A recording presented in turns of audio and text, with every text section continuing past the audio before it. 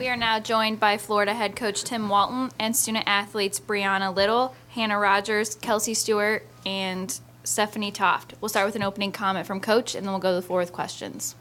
Well, just congratulations to Nebraska for a great season and one heck of a ball game. If that wasn't one of the best, most exciting games of the College World Series, and I don't know about ever, but it was one of the most exciting games I think I've ever coached, and really proud of our team, the way they handled.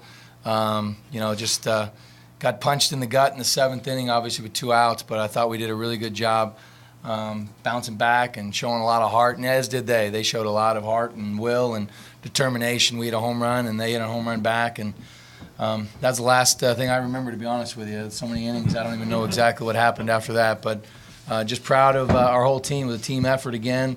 Lauren Hager pitched her butt off for us and got a big hit, and every one of these ladies up here and the rest of our team just really showed me a lot of fight and will to win.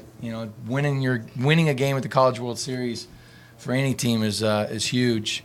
But they showed me a ton today, and really proud of the way we played today. All right, we'll open it up for questions. Please raise your hand and wait for a mic to come to you, and then state your name and affiliation before you ask your question. Chris Harry with Gator Zone. I don't even know where to begin. Let's go with Kirsty and Kelsey. Just talk about the fatigue factor of playing 600-some pitches in 5.5 hours. Kirsty, if you want to start, then we'll go to Kelsey. For our pitchers, that's great. They did such a good job. We have practices for so many hours. This is what we prepare for. And 4 hours. 4 hours. I don't know the exact number. But we are conditioning really prepared us. We even actually ran a 3 miles, so we were really prepared. And Kelsey?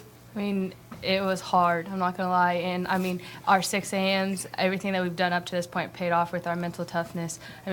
Coaches kept telling us we're in better shape than them. I felt like I was in Coach Carter, So, I really just think the energy with my team and knowing that I couldn't give up on my team really helped me the whole time. Pat Dilly Gainesville's son. About 2 hours ago, Stephanie, you were running down somebody at the third baseline. Can you talk about that play? And, obviously it didn't work out, but just how deflating that had to be at that point? It was definitely very deflating. It was very frustrating.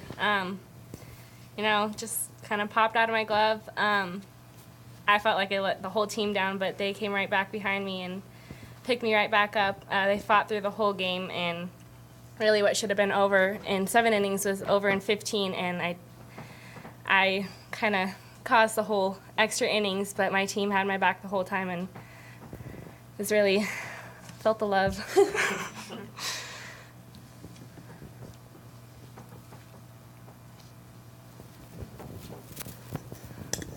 Hannah, you started a game, and then I guess it's 6 o'clock, and you saved a game at 11:25. What about sitting there in the dugout watching what was unfolding? What were you seeing? I was seeing a lot of fight from our team, and no one ever gave up. We all just kept fighting, and Lauren was throwing an awesome game. She did awesome for us. She kept everyone up, and everyone was just picking each other up when everyone could have got tired. We all just kept fighting. I was going to ask Brianna about your home run. When you hit the home run, the dugout must have been really jacked. How deflating was it to have to go back out there again? Well, I just went up there trying to do something for my team, and then when sorry, lost my train of thought. But I knew that we would come out there and work our hardest to get back in there and get ready to hit again. So I had faith in my team the whole time. So, yeah. Kelsey, can you just talk about the chaos of those 2 plays, the one outfield to home, to second to third, and then, of course, the last play? I don't really feel like it was chaos, really, just because, as a softball player at practice, we always get the ball hit to us, and we always have to look for the next play. So those were just the next plays. So I really don't think it was chaos. It was just heads up for the next play. Stephanie, would you also talk about the last play? It looked like you were trying to block the bag. Did you think you got her before that, or did you think she came off and you got her then? I don't think she touched the bag.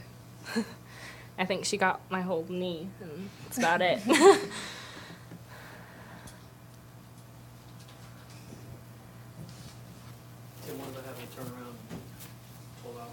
Yeah, I'm not worried about that. I'm just gonna let them have this moment. We're conditioned. Whether we're gonna be, any good tomorrow or not, it really doesn't matter. I mean, I think what these guys showed me tonight, I'll take them to battle any day of the week. And I told this team from one of the first weekends of the season, I would win or lose with this kind of team any day of the week. The way they play and how much they care. Stephanie Toft comes in the dugout just completely demoralized with tears in her eyes and feels, that for her to be able to go out there and sacrifice her body with a cleat in her leg to get back on the W side of things, I just give her a lot of credit for that will and determination.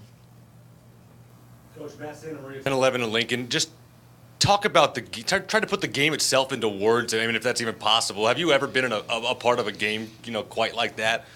Well, right before the game, as you're preparing your team for the game, I looked at all the statistics and I looked at the fielding percentages and you look at the batting averages, and you got two really evenly matched teams, and I think both teams are coached the same way.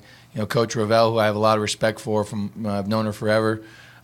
She was kind enough to be on my resume a long time ago. I always admired the way she coached her team till the end, and she did it all the way to the end again.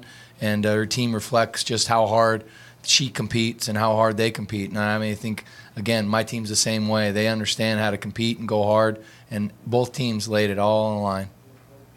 Thanks. Coach Walton said you guys got punched in the gut in the 7th inning with 2 outs. What was the mentality in the dugout after that? I mean, punch in the gut, yeah, it sucked. I mean, we're up by 3 runs, and then 7th they scored 3. I mean, there's no blame on anybody. I mean, we could have done this, that. So it's just like the game. But after that, we're like, okay, here we go, fighting again, So it's really just fighting the whole time. No one ever gave up. I never saw. I mean, someone's getting tired. It's like, let's go. There's someone picking them up. So, I mean, it was really just the fight in my team. Like, I never had a doubt in my mind that we wouldn't come out on top. Tim, John Cornell, 105 the game. Katie Medina's catch. Did that bring up the energy level, perhaps, when maybe things were starting to slip away on that play itself? Because it seemed like the team really moved. I think the team, for a couple reasons, was pretty obviously the timing of it, but that's not a play Katie Medina could make a month ago. And we've worked really, really hard on increasing her range and making that kind of play in practice. Coach Gajewski at least twice a week works on that kind of play. Just probably 3 weeks ago, we were talking about how we're going to be able to defend that. And she just, laid parallel to the ground, caught the ball, showed the ball to the umpire too. I saw that part. I was fired up for her because just, again, for how hard we work on those kind of plays, and she came through. It was definitely an adrenaline, rush and something that we needed. And again, I'm just proud of the way her effort. We have time for 2 more questions. Yeah, Kirsty, can you talk about the play in center field where they said you didn't catch it? And Stephanie, Hannah, can you talk about the last play and the helpless feeling of seeing the ball bouncing in the outfield with the game on the line? Kirsty, if you want to start. When I was in the moment, I was like, I caught the ball, but whenever they say the replay, I didn't catch it. So I guess it didn't go my way, but either way, it depends on if the umpire doesn't see it hit the ground, I guess. It's going to be a phenomenal play, but it didn't go our way, so, there's nothing I could have done about it. I did all I could do. And then Hannah. Sorry, what was your question for me? The last play, just the helplessness of seeing the ball going into left field. Oh, whenever it hit off me? Oh, I saw Katie running after the ball hard, and I just knew that our team's heads up, like they said earlier, at practice. We always know where the next play is. At practice, we're always working on to finish out every play. So, I knew that Katie was going to know where to go with it, and I knew Stephanie, she's always giving her body up for us. So, I just knew that they were going to make something happen. Final question. Tim, as you get to the 13th, 14th, 15th inning, is your job more about motivation at that point? Or are you still doing tweaking at X's and O's, so to speak? Well, we did a few things. Obviously we bunted with 1 out in one situation. We bunted, sacrificed Katie laid down a nice bunt for us a little bit later. We were going on the down angle there with Lauren Hager. Their infield was playing back, and I think the shortstop kind of peeked a little bit to see if Lauren was going, and when the ball ricocheted in the outfield. So we were just trying. You're trying to be maybe a little bit more aggressive. Maybe you can call it conservative, but I was just pushing the envelope a little bit, trying to put a little bit of pressure on them. But I don't know that I changed because of the innings. I think it more had to do with the personnel at the plate, where we were at, and what was going on. To be honest with you, I think that's how I felt anyway. Thank you, guys.